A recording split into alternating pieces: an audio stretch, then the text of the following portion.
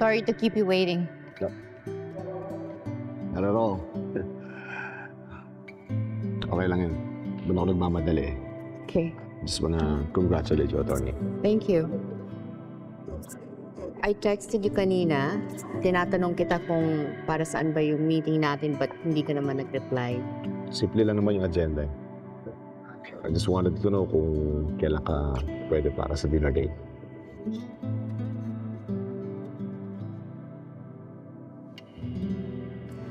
Ma'am Anastasia. Hey, Jen, kamusta ka na? Okay lang po, ma'am. Kayo po? Mabuti naman. Jen, kailangan niyo mapadagdag yung mga air refresheners kasi parang bumabago yung salon niyo. Ay, parang may mga basura pumapasok. Ay, ma'am, wala naman po. Maganda sana ang ambience dito sa salon nyo. Kaya lang, may mga cheap na bagay dito. Oo nga. Okay, ma'am? Wala naman. Gusto ko lang magpa-trim ulit. Kakatrim niyo lang po last week, di ba, ma'am? Meron nga akong importanteng date mamayang gabi sa Paradise Hotel. Wow. Di ba may bagyong parating mamaya, Jen?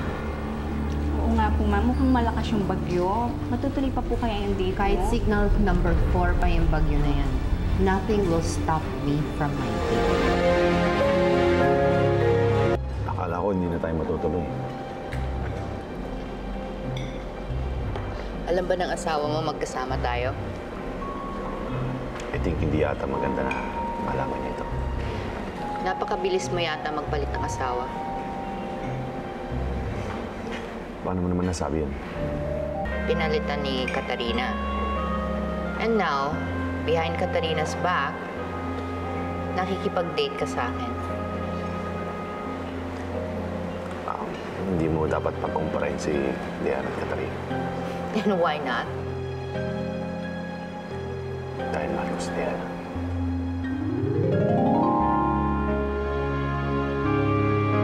Salan mo si Katarina.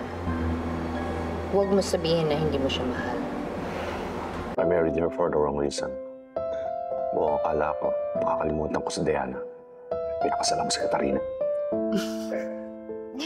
That's stupid. Ano akala mo? Napakahinga naman ng pagmamahal mo. Kung ganon, hindi tapat. Bakit ikaw? Paano ka ba magmahal?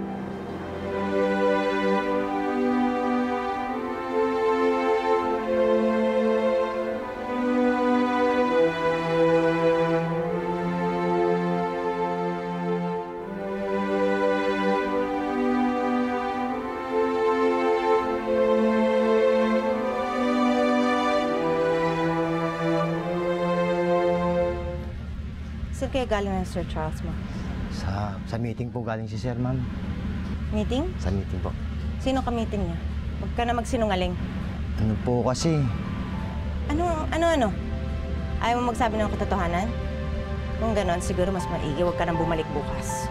Ma'am, sa Paradise Hotel po. Meron nga akong importanteng date mamayang gabi sa Paradise Hotel.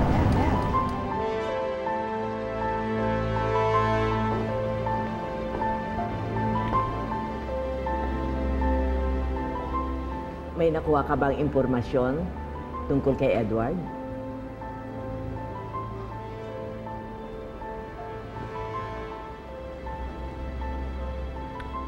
Huwag mong sabihin naging personal lang ang lakad mo.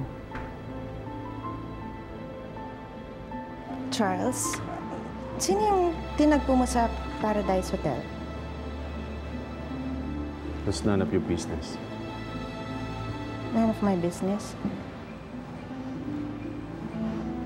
Kailan pa naman nauso sa mag-asawa yung none of my business? Tagal na tayong walang pakialam sa isa't isa. Bakit parang yata ngayon pinapasok mo yung pakikialam? Asawa mo ko, kaya may karapatan ako. Oh yeah. Almost forgot. But don't worry, Katarina. Tayo mo lang darating annulment papers natin. Nag-file ka na annulment? Yes. Hindi ako papayag. Lalabanan kita. Well, then I'll see you in court.